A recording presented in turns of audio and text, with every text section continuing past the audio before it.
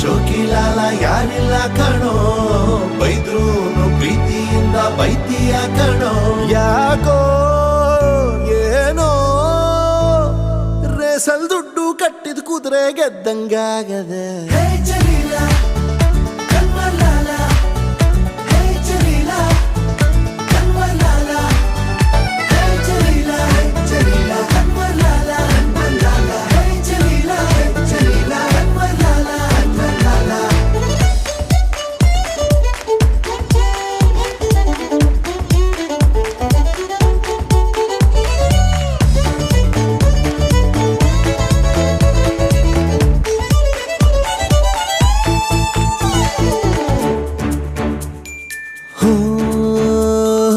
ಅಂಬಿಕಾ ನನ್ನ ಲವ್ ಮಾಡ್ದಂಗಾಗದೆ.